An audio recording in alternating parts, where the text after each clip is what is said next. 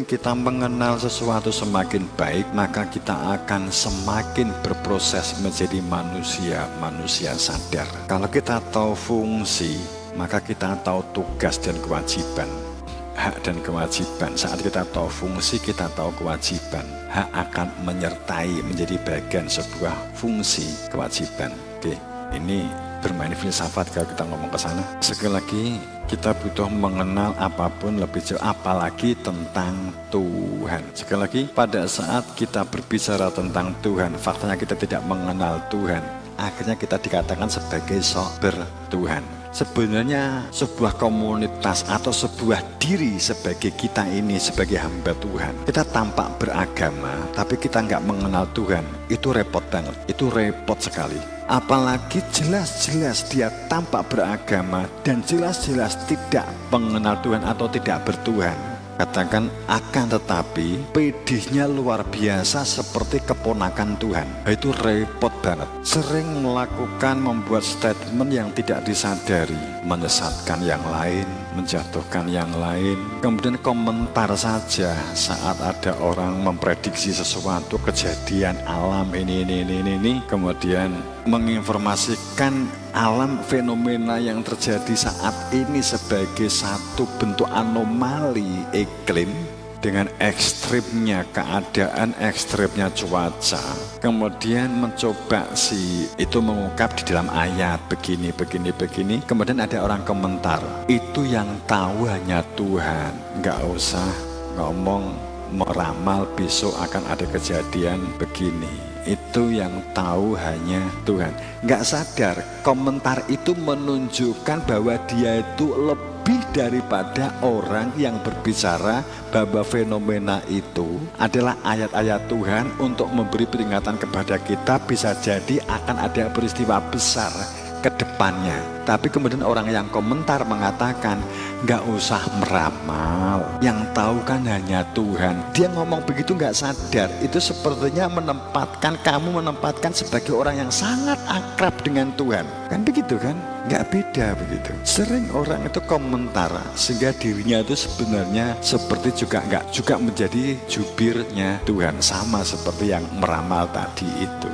Itu sering. Di peradaban yang kita bangun adalah semula perilaku tidak jujur untuk menjadi manusia jujur. Perilaku membiasakan, membenarkan kebiasaan, bagaimana kita menjadi orang-orang yang membenarkan kebiasaan, menjadi orang-orang yang membiasakan kebenaran.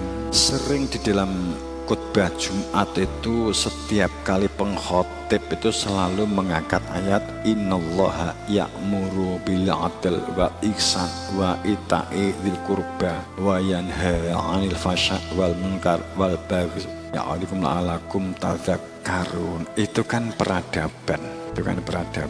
Kalau khotib menyampaikan itu kan hanya formalitas memenuhi syarat rukunnya khotbah. Untuk memiliki sebuah peradaban dari tidak jujur menjadi jujur, terbentuknya satu karakter yang akan membangun maju dan berkembang. Ayat-ayat sudah dipampangkan di hadapan kita, jamaah rahimakumullah, teman-teman saudara. Ayat-ayat sudah dipampangkan di depan kita. Bagaimana sistem ekonomi, bagaimana sistem demokrasi, bagaimana sistem politik, bagaimana sistem geopolitiknya, geososial, geoagronomi, semuanya telah dipampangkan di hadapan kita. Sekarang tergantung Anda bagaimana menyikapi ayat-ayat fakta yang telah Allah pampangkan di hadapan kita saat ini. Allah memerintahkan 5 hal yang mendasar untuk membentuk sebuah karakter kehidupan yang beradab, membangun peradaban. Ya'muru bil 'adl, pertama adil. Bagaimana sih orang adil? Saat ini budaya adil itu adalah mengadili orang lain. Peradaban ke depan, mengadili lingkungan dan orang lain, itu pijakannya adalah kepandaian mengadili diri sendiri. Pijakannya pinter ngadili diri sendiri. Punya bayangan bagaimana mengadili diri sendiri?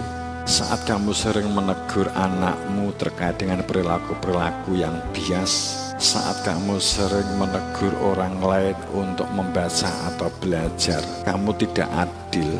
Kalau ternyata kamu sendiri juga tidak memiliki kemampuan membaca yang baik, kamu harus punya cara argumentatif yang baik pada saat seperti contoh saat kamu mengatakan kepada anak-anak, kepada orang lain, sering menasehati untuk menjadi orang yang upamanya berperilaku akhlak, berperilaku adab, berperilaku baik. Akan tetapi ternyata sikap diri kita tidak pernah menggambarkan apa yang kita nasihatkan kepada orang lain itu. Kalau kita meminta orang lain itu suka baca, ternyata kita tidak bisa membaca. Walaupun kamu meminta orang lain itu suka baca dalam pengertian buku, akan tetapi kamu juga harus punya frame, kamu harus punya perspektif. Membaca alam itu kamu juga memiliki. Kalau seandainya membaca tulisan itu bukan menjadi budaya kamu, tapi kamu memiliki kemampuan membaca kultur atau membaca alam. Sehingga pada saat orang yang kamu tegur, ibu gak tau moco, ibu tetap moco nduk, moco kahanan, moco situasi, moco untuk terwujudnya sebuah kebijaksanaan, membaca untuk menyikapi apa yang harus kita lakukan terkait dengan masa depan kamu, masa depan kita, baik masa depan saat kita menjalani hidup di dunia pun masa depan berkaitan dengan keselamatan kita setelah masa pakai jasad habis. Bukan beralasan, akan tetapi karena makna reading, membaca itu tidak dalam pengertian memiliki pemahaman hanya sekedar buku semata. Tapi kalau ini semuanya tidak, hati-hati. Nasihat yang kita berikan akan menimpa kepada diri kita. Kalau orang-orang tertentu, orang Jawa mengatakan karma. Kalau kita ingin merusak kader, yang paling mudah itu adalah nasihati mereka dengan sebaik-baiknya nasihat yang terbaik. Tapi pemberi nasihat jangan pernah melakukan kebaikan sesuai nasihat itu.